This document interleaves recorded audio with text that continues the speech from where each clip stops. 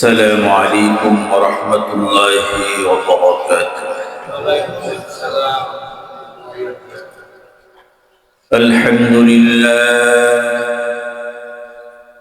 الحمد لله نحمده ونستعينه ونستغفره ونؤمن به ونتوكل عليه ونعوذ بالله من شرور أنفسنا ومن سيئات أعمالنا من يهده الله فلا مضل له ومن يضلله فلا هادي له ونشهد أن لا إله إلا الله وحده لا شريك له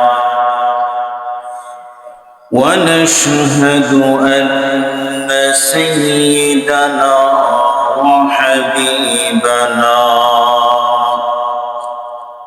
ومولانا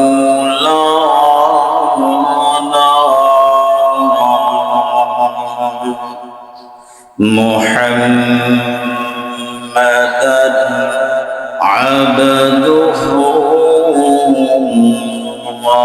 ورسوله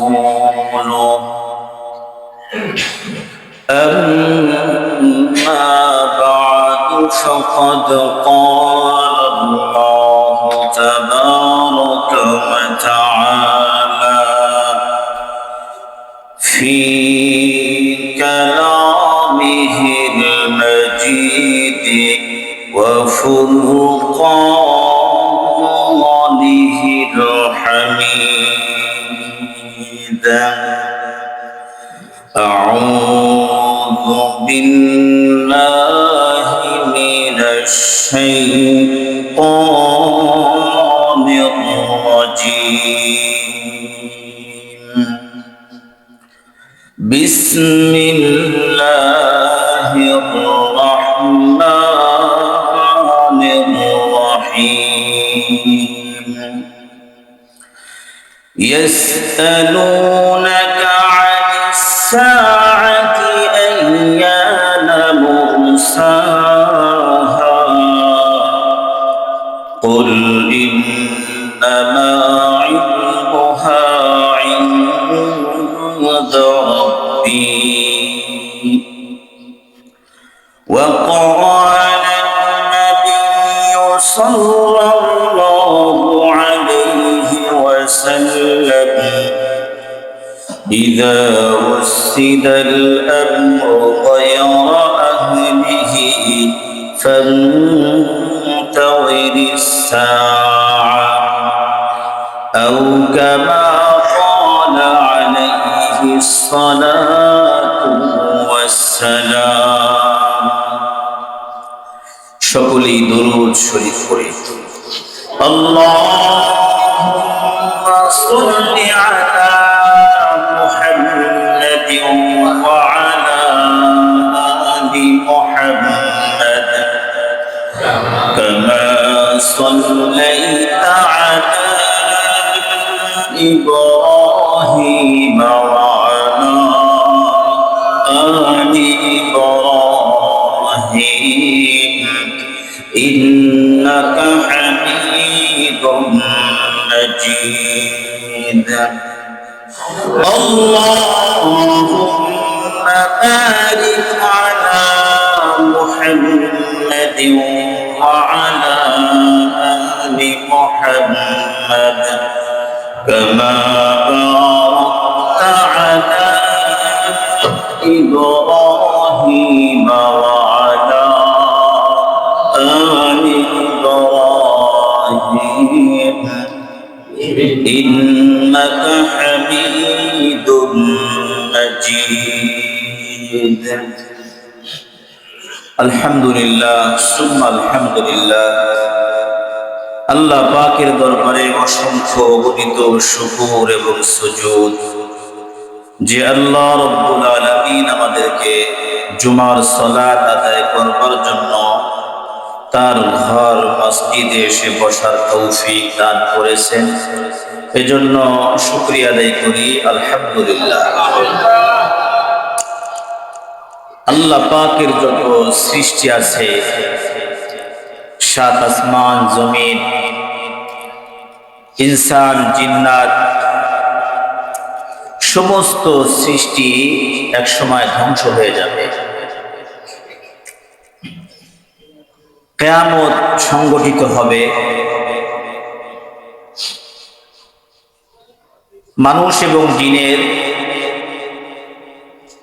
আমলের ওজন করা হবে, নেক আমল এবং বদ আমলের ওজন করা হবে। মানুষ এবং জিন জাতির জন্য জান্নাত অথবা জাহান্নামের ফায়সালা করা হবে। কিয়ামত হবে, কবে হবে, কখন হবে? কিয়ামতের উপরে বিশ্বাস রাখা মুসলমানদের জন্য জরুরি। কিয়ামতকে অস্বীকারী কাফের। কিয়ামত বিশ্বাস করে কিয়ামত হবে, পৃথিবী ধ্বংস হবে, আসমান জমিন সব কিছুই ধ্বংস হবে। কবে হবে, কখন হবে, এরকম প্রশ্ন আমাদের দিলের মধ্যে আসে। সাহাবায়ে কেরাম রাদিয়াল্লাহু তাআলা আনহুরাও নবী করিম সাল্লাল্লাহু আলাইহি ওয়াসাল্লামকে জিজ্ঞাসা করতেন, ইয়া রাসূলুল্লাহ মাতা সাআ, কিয়ামত কখন হবে, কবে কিয়ামত হবে? হযরতে আবু হুরায়রা রাদিয়াল্লাহু তাআলা আনহু থেকে রিওয়ায়াত, আল্লাহর নবীর সাহাবী হযরতে আবু হুরায়রা রাদিয়াল্লাহু তাআলা আনহু বলেন, আমরা নবী করিম সাল্লাল্লাহু আলাইহি ওয়াসাল্লামের সামনে বসা। নবী করিম সাল্লাল্লাহু আলাইহি ওয়াসাল্লাম আমাদেরকে উদ্দেশ্য করে কিছু কথা বলতেছেন, নসিহত করতেছেন। এমন তো অবস্থায় গ্রাম্য এক ব্যক্তি আসলো। আসার পরে নবী আলাইহিস সালামকে জিজ্ঞাসা করলেন, ইয়া রাসূলুল্লাহ, কিয়ামত কখন হবে? উপস্থিত মজলিসের মধ্যে সাহাবায়ে কেরাম রাদিয়াল্লাহু তাআলা আনহুদের মধ্যে কিছু কিছু সাহাবী বলতেছেন, নবী করিম সাল্লাল্লাহু আলাইহি ওয়াসাল্লাম শোনেন নাই। কেন এই কথা বলছেন? নবী আলাইহিস সালাম যে কথা বলতেছেন কিয়ামত যে কবে হবে জিজ্ঞাসা করছেন, নবী আলাইহিস সালাম এই সাহাবীর প্রশ্নের উত্তর দিচ্ছেন না। সাহাবায়ে কেরাম মনে করতেছেন নবী আলাইহিস সালাম শোনেন নাই। কিছু কিছু সাহাবায়ে কেরাম রাদিয়াল্লাহু তাআলা আনহু তারা ভাবতেছেন নবী আলাইহিস সালাম এই কথার মাঝে কথা বলাকে অপছন্দ করছেন। তো হযরত আবু হুরায়রা রাদিয়াল্লাহু তাআলা আনহু বলেন, নবী আলাইহিস সালামের কথা বলা যখন শেষ হয়ে গেল, নবী আলাইহিস সালাম জিজ্ঞাসা করলেন যে কোথায় সেই ব্যক্তি, যে ব্যক্তি কিয়ামতের ব্যাপারে জিজ্ঞাসা করছেন, সে কই? তখন ওই ব্যক্তি বলতেছে, ইয়া রাসূলুল্লাহ, আমি আছি, আমি জিজ্ঞাসা করছি। নবী আলাইহিস সালাম তখন ওই সাহাবীদেরকে বলতেছেন, ফাইজা যুইয়াতিল আমানাতু ফান্তাযিরিস সাআ, তোমরা যখন দেখবা যে আমানতের খেয়ানত হচ্ছে, তখনই তোমরা কিয়ামতের জন্য অপেক্ষা করতে থাকবা। মানে কিয়ামতের আগে আমানতের খেয়ানত হবে। এরকম অনেকটি আলামত নবী করিম সাল্লাল্লাহু আলাইহি ওয়াসাল্লাম বলে গেছেন। এর মধ্যে কিছু আছে ছোট ছোট, কিছু আছে বড়। আজকে ছোট ছোট কয়েকটি বিষয় আলোচনা করবো ইনশাআল্লাহ। কিয়ামত সংঘটিত হবে। এক নম্বর, হাদিসে জিবরিল, একটা হাদিস আছে, যে হাদিসটা জিবরিল আলাইহিস সালাম নবী আলাইহিস সালামকে এসে সাহাবায়ে কিরামের মাঝখানে জিজ্ঞাসা করছে যে কিয়ামত কবে হবে, ইহসান কি, ঈমান কি। তো এই কয়েকটা প্রশ্নের মধ্যে একটা প্রশ্ন এরকম আছে যে কিয়ামত কবে হবে। নবী আলাইহিস সালাম তখন বলছেন, যে প্রশ্ন করছে, যাকে প্রশ্ন করছে, প্রশ্নকারীর থেকে যাকে প্রশ্ন করা হয়েছে ওই ব্যক্তি বেশি জানেন না। মাকসাদ কি? কারণ হলো কিয়ামতের ব্যাপারে যিনি প্রশ্ন করছেন জিবরিল আলাইহিস সালাম, তিনিও বেখবর যে কিয়ামত কবে হবে। নবী আলাইহিস সালামকে জিজ্ঞাসা করছেন, নবী আলাইহিস সালাম বলছেন, তোমার থেকে আমি বেশি জানি না, মানে তুমিও জানো না আমিও জানি না। তুমি যেরকম জানো, এই ফ্যানটা ছেড়ে দাও, তুমি যেরকম জানো আমিও সেরকম জানি। তাহলে বোঝা গেল কি, যে কিয়ামতের খবর কে জানে না? নবী আলাইহিস সালাম জানেন না কবে কখন হবে। কুরআনুল কারীমের মধ্যে আল্লাহ রাব্বুল আলামিন বলছেন, সূরা আনআম আয়াত নম্বর 31, আল্লাহ রাব্বুল আলামিন বলতেছেন, قد خسر الذين كذبوا بلقاء الله। ওই সমস্ত ব্যক্তিরা ক্ষতিগ্রস্ত, কাযযাবু বিলিকাইল্লাহ, যারা আল্লাহ পাকের সাক্ষাৎকে অস্বীকার করে, মিথ্যা মনে করে যে কিয়ামতের পরে তো আল্লাহ পাকের সাথে সাক্ষাৎ হবে। আল্লাহ পাকের সাথে সাক্ষাৎকে যারা অস্বীকার করে তাদেরা ক্ষতিগ্রস্ত। হাত্তা ইযা জাআতুহুস সাআতু বাগতাতান, আল্লাহ পাক বলতেছেন, ইযা জাআতুহুস সাআতু বাগতাতান, বাগতাতান মানে হঠাৎ। বাগতাতান শব্দের অর্থ কি? হঠাৎ। হঠাৎ যখন কিয়ামত সংঘটিত হয়ে যাবে, ক্বালু, তারা বলবে, ইয়া হাসরাতানা আলা মা ফাররাতনা ফিহা। তারা তখন বলতে থাকবে, হায় হায়, আমরা তো এই সময়ের মধ্যে আমাদের এই এত সুন্দর সময়টাকে আমরা নষ্ট করছি, নাফরতি করে কাটাইছি, আয় আফসোস, এখন কি হবে, এখন কি হবে। আরে কিয়ামত তো সত্য হয়ে গেল। যে যখন হঠাৎ হঠাৎ যখন কিয়ামত হয়ে যাবে, তখন ওই সমস্ত ব্যক্তিরা যারা কিয়ামতকে অস্বীকার করে, পরকালে আল্লাহ পাকের সাথে লিকা সাক্ষাৎকে অস্বীকার করে, এরা তখন আফসোস করতে থাকবে, ইয়া হাসরাতা, হায় আফসোস, কেন? আলা মা ফাররাতনা ফিহা, কেননা যে তারা এই সময়কে কিয়ামতের আসার আগে এই পার্থিব দুনিয়ার মধ্যে, এই জীবনের মধ্যে পরকালের জন্য যা কিছু গোছানোর দরকার ছিল, কামাই করার দরকার ছিল, তারা তা করে নাই। তারা গাফলাতি করে সময়টা নষ্ট করছে। তারা গাফেল ছিল, উদাসীন ছিল, বেখবর ছিল। ওই প্রস্তুতি নেওয়ার কথা জানতো কিন্তু বিশ্বাস করতো না। তারা জানতো কিন্তু কি বিশ্বাস করতো না যে কিয়ামত হবে, সব কিছু ধ্বংস হবে, আল্লাহর সাথে সাক্ষাৎ হবে। আল্লাহ পাক বলছেন, আস-সাআতু বাগতা, যখন কিয়ামত চলেই আসবে হঠাৎ, তখন তারা আফসোস করে বলতে থাকবে, আহা, কি যে করলাম, এই সময়টাই কোনো কাজে লাগাইলাম না, পরকালের জন্য কিছুই করলাম না। তখন আফসোস করতে থাকবে।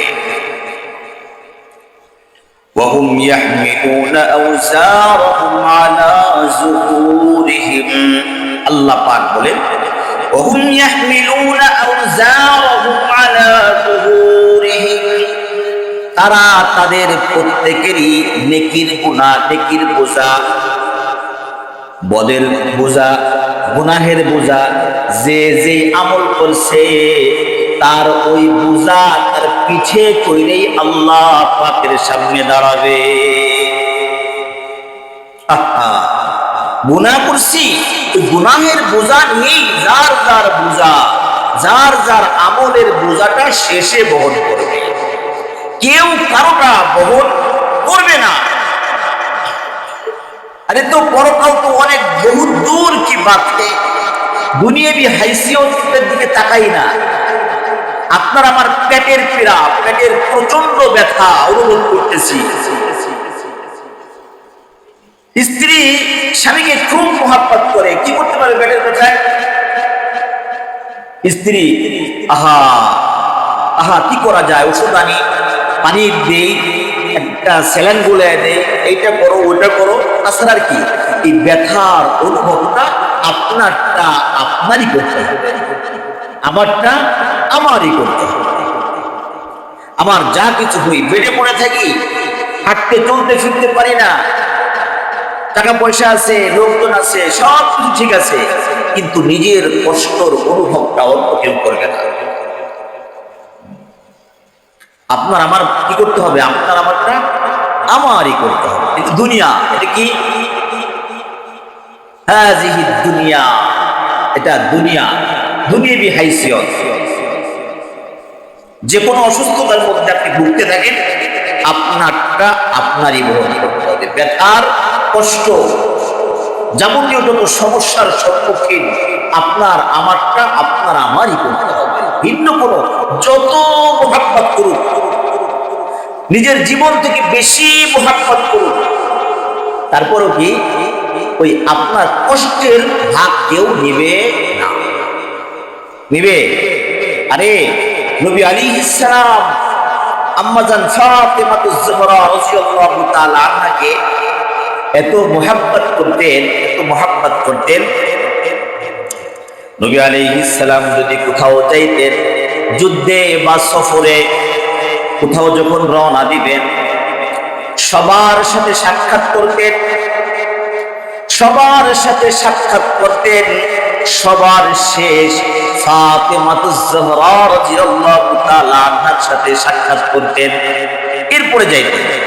আবার যখন সফর থেকে আসতেন, আসার পরে সর্বপ্রথম ফাতেমাতুজ জোহরা রাদিয়াল্লাহু তাআলা আনহার সাথে সাক্ষাৎ করতেন। এত মুহাব্বত, এত কি মুহাব্বত করতেন নবী আলাইহিস সালাম ফাতেমাতে, একটু মুহাব্বত।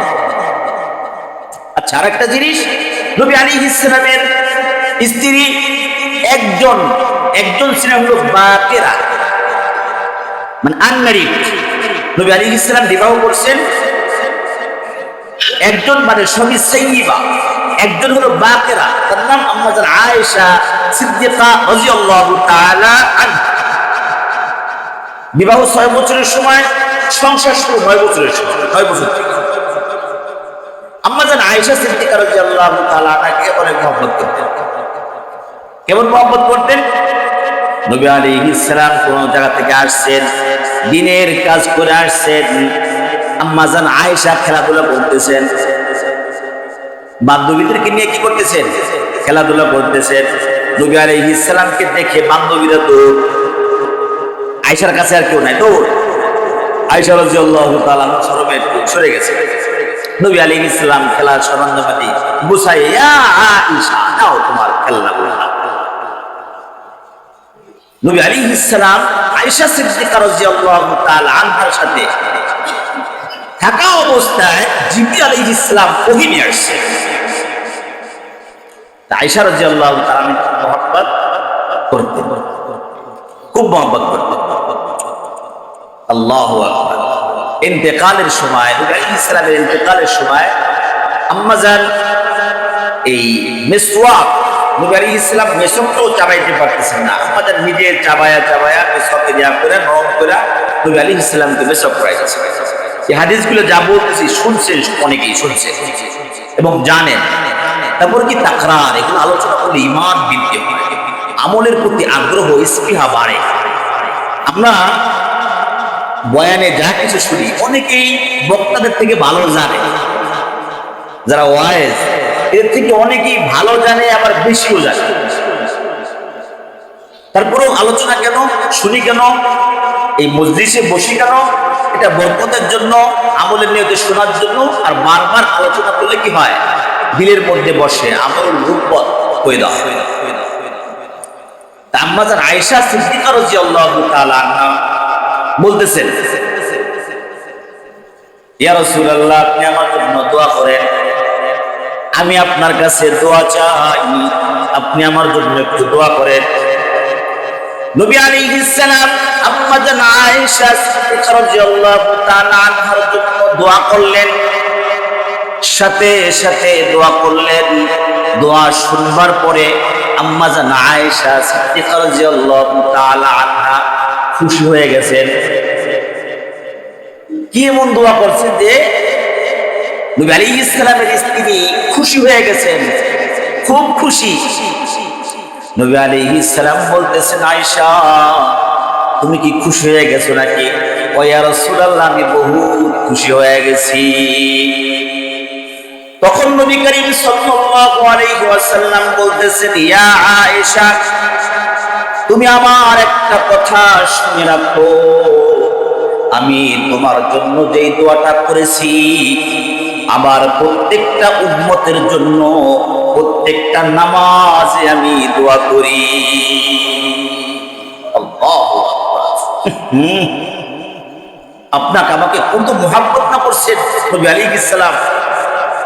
শুধু কি আম্মা জানদেরকে মুহাব্বত করছেন, শুধু কি ফাতেমাতুজ জহরাকে মুহাব্বত করছেন? না না, আনেওয়ালা যত উম্মত কিয়ামত পর্যন্ত আসবে, প্রত্যেকটা উম্মতের জন্য নবী মুহাম্মাদের এত পরিমাণ মুহাব্বত। আল্লাহু আকবার। দুনিয়াতেও ভুলেন নাই, আর সে আজিমে যাও ভুলেন নাই, কিয়ামতের ময়দানেও ভুলবেন, এত মুহাব্বত। আপনার আমার নবী, আপনি আমি কত বছর পরে, 1450 বছর পরে আমরা দুনিয়াতে আসি। এত বছর আগে আপনার আমার নবী আপনার আমার জন্য কান্না করছেন, প্রতি রাতে রাতে কান্না করছেন, উম্মতের জন্য কান্না করছেন, আর সে আলিমে যায় কান্না করছেন। কিন্তু দুঃখের বিষয় হলো আমরা সেই নবীর মুহাব্বত দিলের মধ্যে নাই, নবীর সুন্নাহকে আমার আকার আকীদার মধ্যে নাই।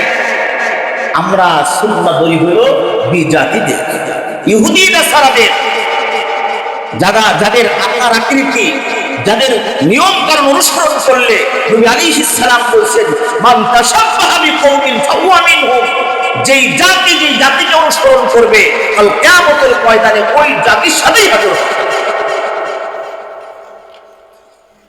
সেই নবী আমাদেরকে কত মুহাব্বত করেছেন। আল্লাহ,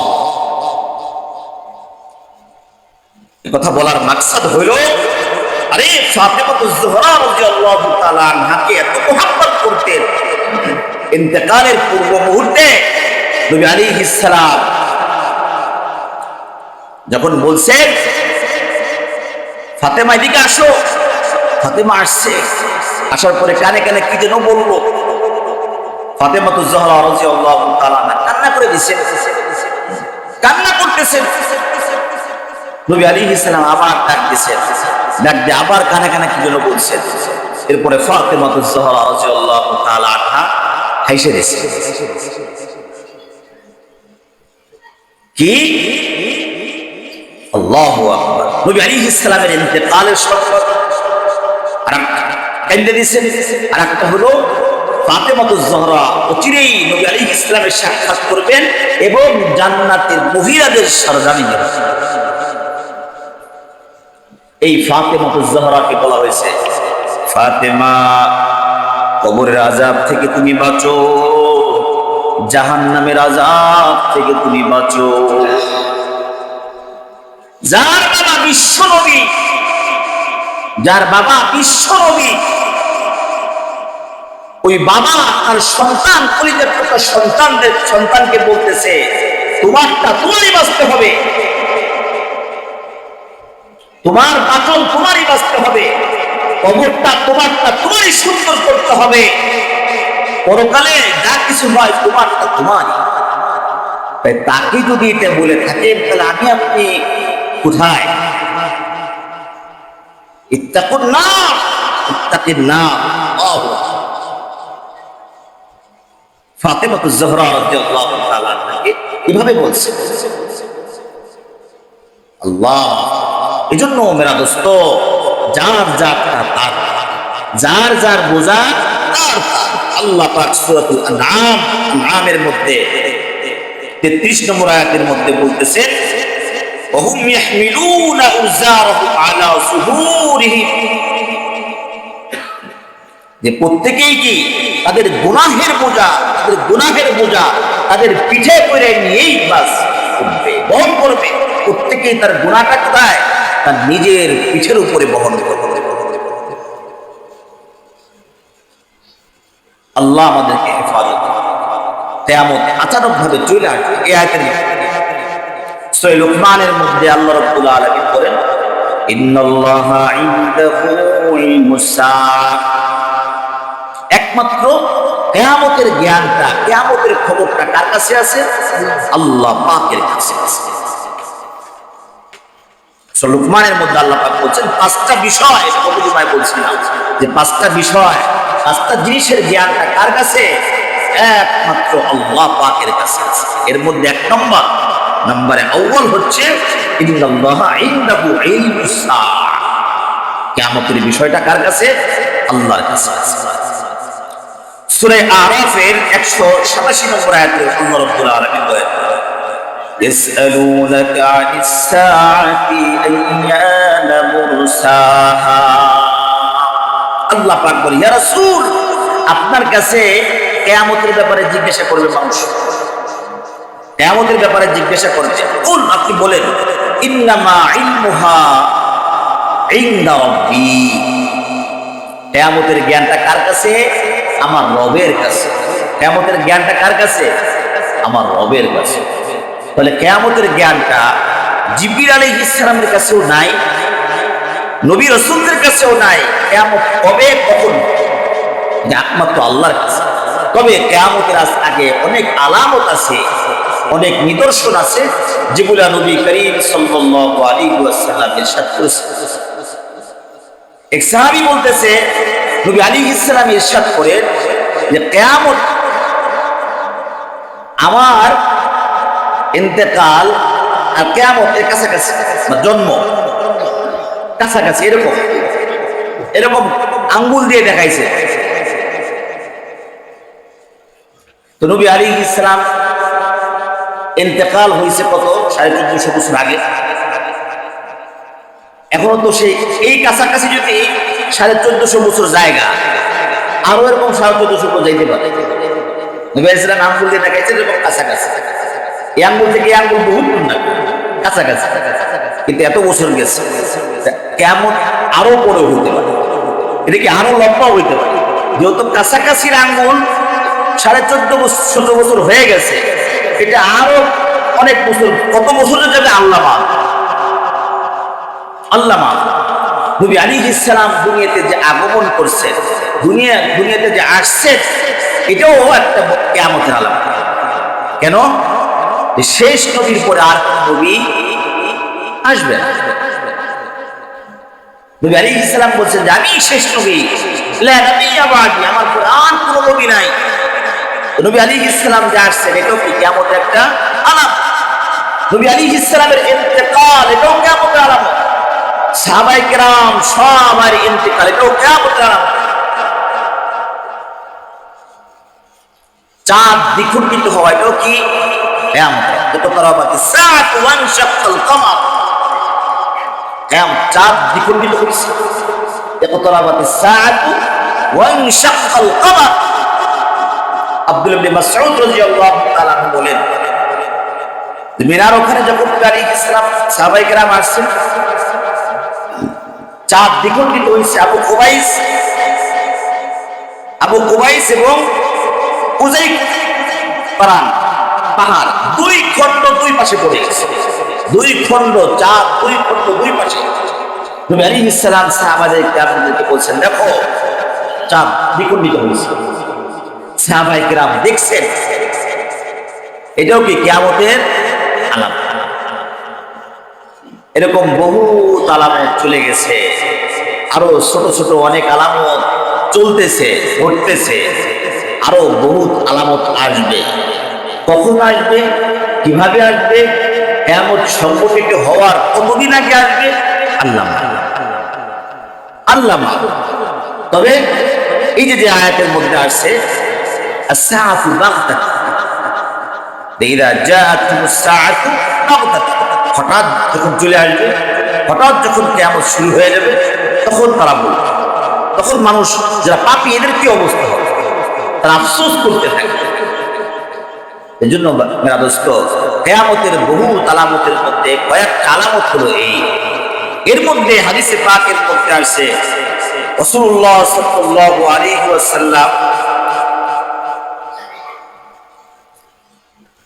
হাদিসে পাকের মধ্যে ঘোষণা করছেন যে কিয়ামতের আগে, হাদিসের মধ্যে যে হাদিসটা পড়লাম যে কি করো, ফান্তারিসা, যখন আমানত কি হবে, খেয়ানত হবে। যে হাদিসটা আপনাদেরকে শুনেছি প্রথমে, যে ওই সাহাবী, গ্রাম্য বেদুইন সাহাবী যখন জিজ্ঞাসা করছে, ইয়া রাসূলুল্লাহ কিয়ামত কবে হবে, নবী আলাইহিস সালাম সব কথা শেষ করে কি উত্তর দিবেন, যে যখন আমানতের খেয়ানত হবে তখন তোমরা অপেক্ষা করে থাকবে, কিয়ামতের অপেক্ষা করতে থাকবে, কিয়ামত চলে আসবে। আমানতের খেয়ানতটা কি জিনিস আমরা তো জানি, খালি যে এর কাছে 1000 টাকা রাখছে, এটা আমানত রাখলাম, তুমি এটা খরচ করতে পারবে, আমি যখন চাই তখন নিয়ে নিই, এটাই খালি আমানত। আমরা তো এটাই জানি, তাই না? এটাই জানি আমানত। আরে শুধু আমানত তো এটা নয়, অযোগ্য ব্যক্তিকে যোগ্য স্থানে রাখা, অযোগ্য ব্যক্তিকে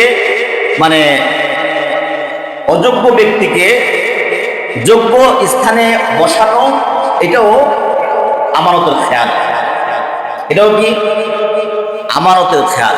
একজন মেম্বার হচ্ছে, একজন চেয়ারম্যান হচ্ছে নালায়েক, উপযুক্ত না, সে ব্যক্তি উপযুক্ত না, শিক্ষা দীক্ষার দিক বলেন, অন্য সাইড বলেন, এলেম কালাম দুনিয়াবি হাইসিয়তে যতটুকু জ্ঞান কোনো কিছুই নাই, সেও কি মেম্বার? এটাও কি, এটা আমানতের খেয়াল, এটাও আমানতের খেয়াল। অযোগ্য ব্যক্তিকে মেম্বার বানানো, অযোগ্য ব্যক্তিকে চেয়ারম্যান বানানো, এমপি, মন্ত্রী, মিনিস্টার, যাই কিছু বলে, অযোগ্য ব্যক্তিকে এই যোগ্য স্থানে রাখা এবং আপনার সাপোর্ট করাও, এটা কি আমানতের খেয়াল। এটাও কি আমানতের খেয়াল। শুধু আমানত টাকা পয়সা না, স্বর্ণ অলংকার রাখছে, আমানত রাখলাম তোমার কাছে, ওখান থেকে সরাই ফেলছে বা খরচ করছে, এটা সেটা করছে, এদিক সেদিক করছে, খেয়ানত হয়ে গেছে না, এগুলোও কি আমানত, এগুলোও কি আমানত। অযোগ্য ব্যক্তি এই শুধু এই দুনিয়াবি হাইসিয়ত বললাম, এই মেম্বার থেকে member, chairman, MP, prime minister, এদিকে সব, এদিকে বললাম, এদিকে তো বুঝলেন সহজেই যে হ্যাঁ, অযোগ্য ব্যক্তিকে এই স্থানে রাখা কি, এটা আমানতের খেয়াল। এখন একজন ব্যক্তি এলেম কালাম নাই, কোনো কিছু নাই, তাকেও ইমাম বানানো, এটাও আমানতের খেয়াল। অযোগ্য ব্যক্তিকে কি ইমামতি দেওয়া, এটাও কি আমানতের খেয়াল। 10 জন ব্যক্তি এখানে আছে, এখানে ইমামতি করার জন্য 10 জন ব্যক্তি আছে, যোগ্যতা সম্পন্ন ব্যক্তি 10 আছে কয়েকজন। এর মধ্যে আপনি নালায়েক যিনি, তেলাওয়াত শুদ্ধ নাই, মাসনামাচার জানে না, এটা সেটা ইত্যাদি ইত্যাদি, তাকে আপনি ভোট দিলেন, জানা উনি ইমাম হওয়ার যোগ্য, এটা আপনি আমানতের খেয়ানত করুন। আল্লাহ পাক আপনার কাছে যে বিবেক দিচ্ছে, এই বিবেকটাও তো আপনার কাছে আমানত। শুধু খালি আমানত করে ওই টাকা পয়সা বললাম ওটা না, এই পুরা বডিটাই, আপনার আমার দেহের মধ্যে যা কিছু আছে আমানত। আপনি চাইলেই একটা হাত কাটতে পারবেন। এজন্য তো আত্মহত্যা করা কি, আমরা তো বাংলা ভাষায় বলি যে মহাপাপ। আত্মহত্যা করা কি কবিরা গুনাহ। কেন? কারণ এটা আপনার কাছে আমানত। দেখি, আমানত আল্লাহ পাক আপনার কাছে আমানত দিয়েছেন, এটা আপনি আমানতের খেয়ানত করতে পারবেন না। শরীরের মধ্যে ট্যাটু আটকে শরীরকে নষ্ট করতে পারবেন, কাটাছিড়া করতে পারবেন? এই দেহটা আল্লাহ পাক আপনার কাছে আমানত দিয়েছে। আপনি অসুস্থ হলে ট্রিটমেন্ট করা এটা আপনার দায়িত্ব। এই বডিটাকে আপনাকে ঠিক রাখা এটা কি আমানত? এই শুধু এরকম একটা বিষয় বললাম, অনেক আমানত আছে। এই আমানত গুলো কি হয়ে যাবে? উঠে যাবে। কিয়ামতের আগে আমানত থাকবে না, আমানত গুলো সব নষ্ট হয়ে যাবে। মানুষ আমানতের খেয়ানত শুরু করে দেবে। এগুলো কিয়ামতের আগে এরকম একটা অবস্থা তৈরি হবে। তো আজকে যেটুকু আমরা আলোচনা করলাম, এটা আরো কয়েক জমা আলোচনা করবো ইনশাআল্লাহ।